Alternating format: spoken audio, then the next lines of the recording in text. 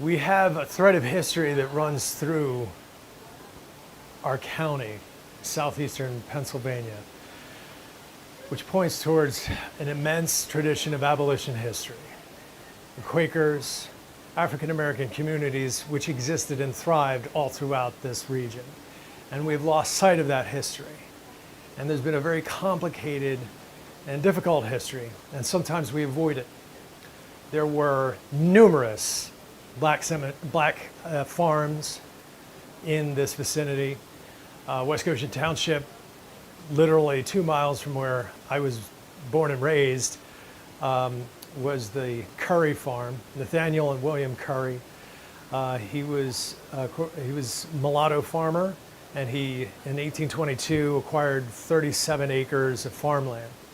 We also know that Elizabeth and Richard Few, down 926, had farmland, but Shiloh African Methodist Episcopal Church is a long forgotten church and cemetery. Sadly, the church was demolished in the 60s and the headstones were removed, but there are approximately 140 graves there, including 15 United States colored troops.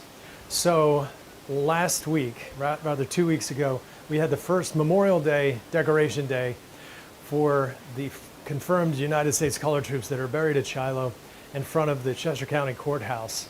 And this is an important moment for our community to not only acknowledge our heroes that are buried at Shiloh, but also the enormous legacy, because there's a fascinating question that exists as to why Richard Allen establishes Shiloh as one of the first AME churches after Mother Bethel. So there's lots of history.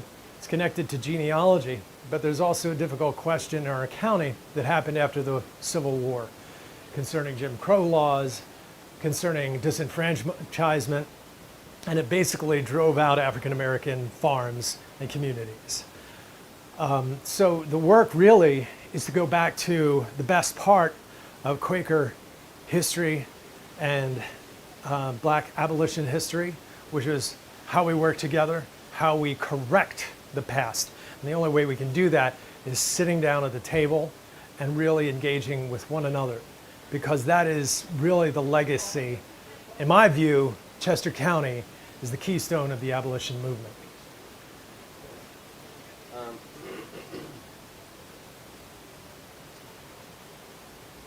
What do you think about, how do you think being a citizen in the United States might differ from being a citizen in a different country? The onus of liberty is enormous. We are a bunch of screaming children sometimes. We don't always get what we want, but we also have a deep faith tradition, which also is supposed to inform and guide our decision making in our communities. And so when we deliberate and when we contemplate what we should do and how we should move together, it's informed by an enormous stewardship of the ideals of our founding forefathers, but also taking a hard look at the less than perfect aspect of our forefathers and how we need to improve that, and recall the giants of our community: Rustin, Still, Douglas, Tubman, Mendenhalls, Coxes, Forsyths, Garretts, and really respond to that legacy. And we have to really move away from this generic attitude of history. We have to really dig deep and encounter the history as opposed to superficially just understanding bits and pieces. And the only way we do that is sitting down together. And so sometimes those are difficult conversations. Cool. What's a short little clip? What do we have to celebrate?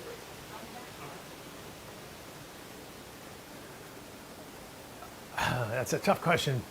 The intersection, in my view, which represents America's best legacy, which is the intersection of Black communities and Quaker abolition.